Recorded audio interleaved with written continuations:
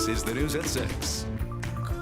Leaders with a local school district were late to look at this year's finances and just realized they're short for next year. Tonight, they're trying to get a handle on the issue. Our Aspen Shumpert spoke to district officials about what's on the table tonight. Aspen? Yeah, Morgan, the Minidoka County School Board is in a special meeting right now to consider whether or not the district needs to declare a financial emergency. The district let residents know about the special meeting 4 days ago, which came as a surprise to some. Superintendent Spencer Larson says because of the new roles and staffing changes, their budget was turned in late. A financial report wasn't given to the school board until late April, which reveals the district is somewhere between $4.5 and $5 million short for the next school year. That's because of lower enrollment numbers as well as other state funding they won't be receiving anymore. Superintendent Larson says they already made a number of staffing cuts in April. Some of those were through attrition from retirements, but most of those cuts were in the classroom.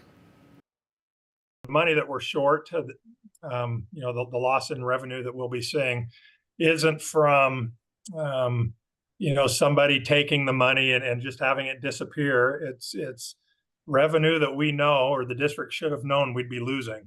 And unfortunately, maybe didn't account for it soon enough. If the district declares a financial emergency at tonight's meeting, the next step would be staff negotiations over salaries and benefits.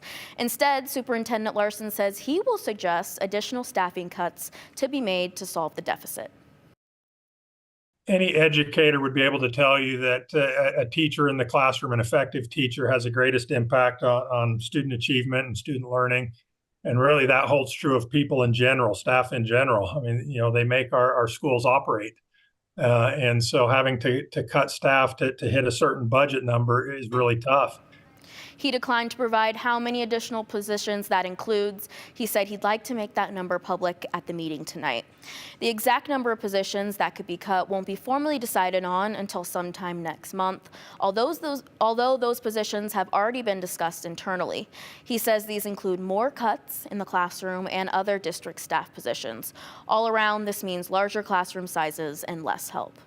If the board doesn't declare a financial emergency, the board will make a final decision on which positions would be cut in a meeting in June. Morgan. Man, Aspen, that is really bad. All right, thank you.